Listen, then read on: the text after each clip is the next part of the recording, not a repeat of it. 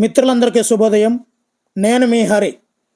16వ తేదీన ఆఫ్టర్నూన్ షిఫ్ట్లో వచ్చినటువంటి క్వశ్చన్స్, వాటి యొక్క ఆన్సర్స్తో పూర్తిగా డీటెయిల్గా ఉంటుందండి. వీడియో నచ్చితే తప్పనిసరిగా అయితే లైక్ చేయండి, ఎక్కువ మందికి షేర్ అవ్వాలి. మరి లేట్ లేకుండా టాపిక్లకు వెళ్ళిపోదామండి. ఒకటో బిట్టు, యంగ్ ఇండియా వార్తాపత్రిక ఎవరు స్థాపించారు? దీనిని మహాత్మా గాంధీ గారు స్థాపించారండి. 1919 నుంచి 1931 వరకు ఆంగ్లంలో ప్రచురణ జరిగిందండి.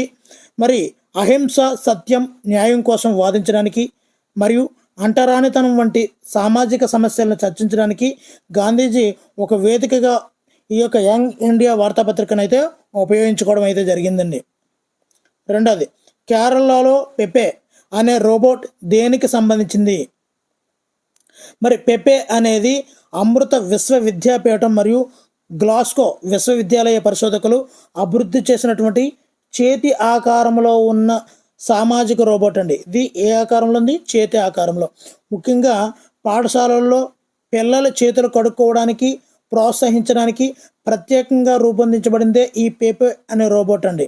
ఇది పిల్లలతో సంభాషించడానికి మరియు సరైన చేతులు కడుక్కోవడానికి పద్ధతులు ప్రోత్సహించడానికి వీడియో స్క్రీన్, కదిలే కళ్ళు, స్థానిక భాష ఈ ప్రసంగాన్ని అయితే ఈ పెపే అనే రోబోట్ ఉపయోగిస్తుందండి. స్థానిక భాష మలయాళం అండి.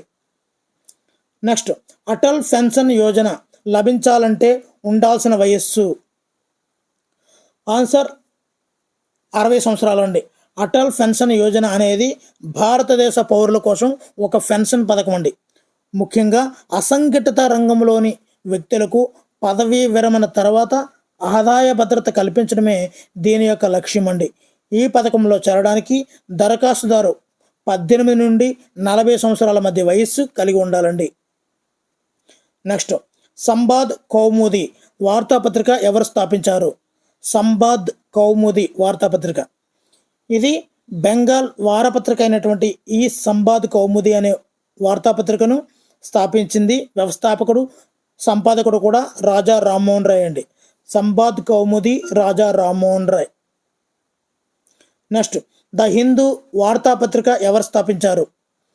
ద హిందూ వార్తాపత్రికను జి సుబ్రహ్మణ్య అయ్యర్ అండి. మరో 5 యువ జాతీయవాదులతో కలిసి 1878లో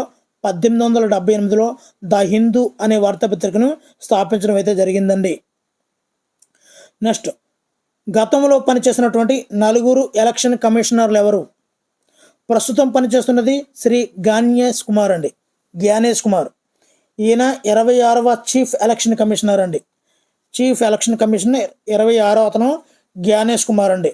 మరి ఇక్కడ చూసుకున్నట్లయితే ప్రకాష్ రావత్ 22 అండి.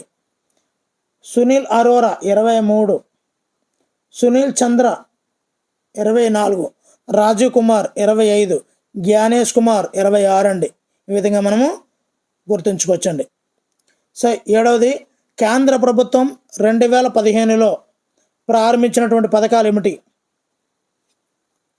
ఇక్కడ ప్రధానమంత్రి జీవన్ జ్యోతి బీమా అండి. అదేవిధంగా ప్రధానమంత్రి సురక్షా బీమా, జీవన జ్యోతి సురక్షా బీమా, అటల్ పెన్షన్ యోజన ఇవన్నీ కూడా నరేంద్ర మోడీ గారు 2015 మే 9వ తేదీన ప్రారంభించారండి. నెక్స్ట్, 2025 గణతంత్ర వేడుకల్లో ఏ శకటానికి మొదటి బహుమతి లభించింది అంటే పంచాయతీరాజ్ శకటానికి అండి. పంచాయతీరాజ్ శకటానికి. నెక్స్ట్, బ్రహ్మసూత్రానికి మరొక పేరు ఏమిటి? బ్రహ్మసూత్రానికి ఉన్నటువంటి మరో పేరు వేదాంత సూత్రం. వేదాంత సూత్రము, శారీరక సూత్రం, భిక్షా సూత్రం అని కూడా పిలుస్తుంటారండి. ఈ బ్రహ్మసూత్రానికి మరో పేర్లండి. వేదాంత సూత్రం, శారీరక సూత్రం, భిక్ష సూత్రం. నెక్స్ట్, హిందుస్థానీ సంగీతంలో ప్రసిద్ధి చెందినవారు.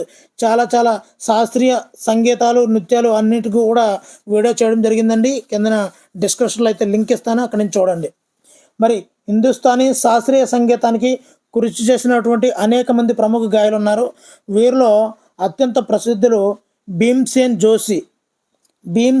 జోషి, అదేవిధంగా ఉస్తాద్ రషీద్ ఖాన్, అలాగే అమోంకర్. అదేవిధంగా పండిట్ భీమ్సేన్ జోషి వీళ్ళందరూ కూడా హిందుస్థానీ సంగీతంలో ప్రసిద్ధి చెందినవారండి.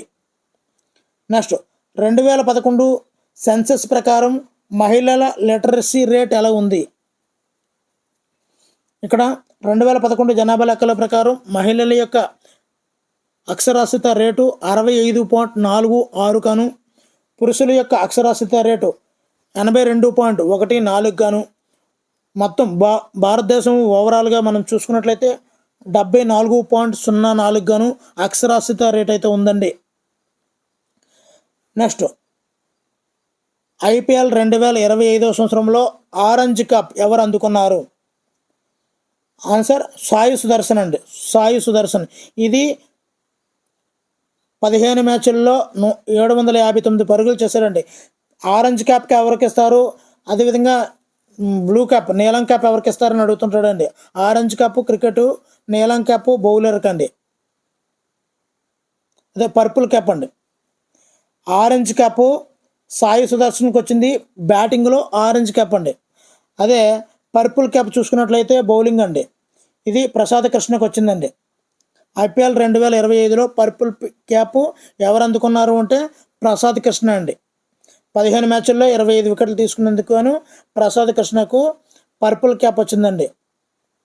నెక్స్ట్ ఐపీఎల్ 2025లో మోస్ట్ వాల్యుబుల్ ప్లేయర్ అవార్డు ఎవరికి వచ్చింది? మోస్ట్ వాల్యుబుల్ ప్లేయర్ అంటే సూర్యకుమార్ యాదవ్ అండి. నెక్స్ట్ అండి ఛత్తీస్గఢ్ మావోయిస్టులకు సంబంధించింది ఒక బిట్ అయితే రావడం జరిగిందండి. ఇది ఛత్తీస్గఢ్ మావోయిస్టులకి ఆపరేషన్ సాగర్ అండి. అంతకుముందు కూడా ఆపరేషన్ సంబంధించినటువంటి చాలా చాలా ఇంపార్టెంట్ బిట్లు పడుతున్నాయండి.